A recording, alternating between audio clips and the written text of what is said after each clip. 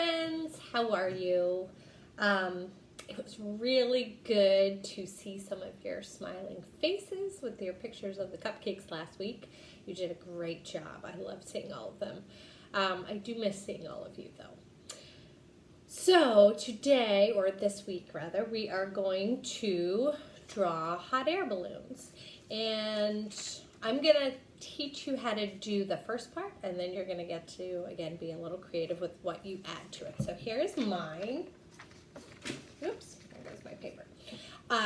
So I have put, I don't know if you can see how, myself in the hot air balloon. And then I added some things down below, and you might notice that if I put my finger here, I'm about the same size as the mountains below. And I'm not really the same size as a mountain. So why do you think I did that? Now, if you put your fingers up like this right now, I can't see you, but you can see me. You can probably squish my head. I'm squishing my own head right now. Now, can you really fit my head in your fingers right now? No. But it looks like it because I'm far away from you. So just like if you're watching a car on the road and it drives away from you, eventually it looks like it disappears, right? But it doesn't really disappear. It just gets further and further away, so it looks smaller and smaller and smaller until you can't see it. So because this hot air balloon is high up in the air and these things are way down below, they're gonna look a lot smaller than they really are. So that's what we're going to work on today, a little bit of perspective, showing size of things next to one another. So we're going to start with the hot air balloon. So again, all you will need is a piece of paper and preferably a pencil. I usually draw in Sharpie just so that you can see it. It's hard to see pencil from far away. And again, I'm a lefty, so things are always a little bit, I tend to cover my drawing, but you can, I'll move away so that you can see it afterwards. So you're going to start at the top of your paper. You can put your hot air balloon towards the middle. You can put it towards the left, towards the right, whichever way you want. But you're going to start at the top. And again, we're going to start with our finger, making sure that we've got the right shape and size. All right, once you feel like you've kind of gotten that, you're going to start by drawing like an egg shape, an oval. And again, it doesn't have to be perfect. We're going to actually kind of cut off the bottom, so you're not going to draw the whole oval. So here we go. And if it's easier for you to draw the whole oval, you can always draw the oval and then erase the part that you don't want. Let me show you first so that you understand. So if I'm drawing my oval like this, I don't need to draw the bottom. But if it's easier for you to just draw the whole thing, you can then erase this line here. Okay, does that make sense? All right. Then, because you want the bottom of this to be sort of flat. So we're going to draw a straight line across. That's why I didn't complete my oval. All right? And we're going to draw two little lines down like that. All right? Kind of looks like a head with a neck right now. But I promise you it's going to be a hot air balloon. Draw this line across.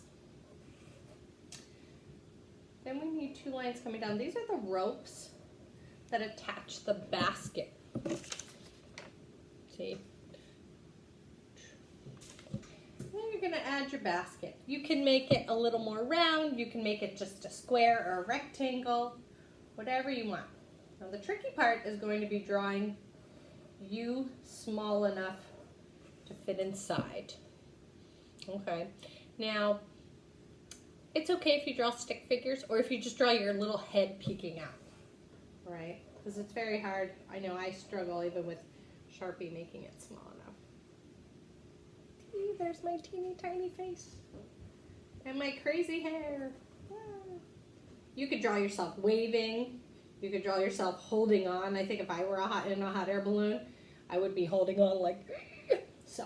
You can decide how you want. Has anybody ever been in a hot air balloon? I have not. My dad has, but I have never been in a hot air balloon. I think it would be exciting, but a little scary. So because it's a basket, you can kind of make it look like, if I drawing some lines. You can kind of make it look like a basket if you want. You don't have to. These are just fun little details to add to your drawing. Same thing with like the ropes. If you want to make them look a little more 3D, a little thicker, that's fine. You could put somebody else in there, like maybe I would draw Emmett here, peeking out. He's pretty little though. And he kind of has crazy hair. There's Emmett. Now, you're going to also want to draw these lines. Okay. So these are just the different pieces of fabric that are sewn together to make the hot air balloon. You can put patterns and designs in there if you want. Like if you wanted to make it a crazy looking hot air balloon and have polka dots. Oh, here comes Emmett. Emmett, what are you doing, honey? Oh, I see that. Oh, there he is. Emmett, you want to say hi? Say hi. Hi. Okay, so back to my balloon. You can make some stripes on here if you want. Now, once you have that done, you can decide, is it a cloudy day? Is it a sunny day? You don't, a lot of times kids like to put the sun in the corner, but it could be peeking out from behind. Maybe it's peeking out from behind your balloon like you've gone in front of the sun. Maybe there's some clouds up here. This is the fun part where you get to add details. You could add some little birds flying by. Maybe there's an airplane way off in the distance. It could be tiny because maybe it's far away. So now you have to sort of decide where you want your hot air balloon. So here I made mountains and a little stream, and again, they're small because they're way far below. You could make your hot air balloon floating above a city. And again, am I bigger than a car? Not really.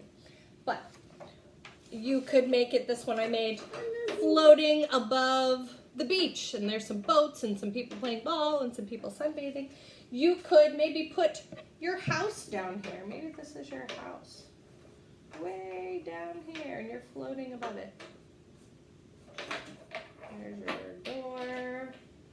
There's some windows. Okay. So there's your house way down there. So it'd be very small. So you can add whatever you want, and then you can color it however you want. I just used what I had around. I had markers, I had some colored pencil. I like to use color pencil for little details like the people, because markers tend to be a little too dark for little details and they get lost. But feel free to rewind this video and watch it again and again, especially the steps where I'm drawing. Sometimes it's tough to get it all at once the first time. So that's all I have for you today. I hope you are having a wonderful time at home and enjoying this distance learning. I know I have been enjoying it, even though I really do miss you guys. So that's all. Take care. See you next week.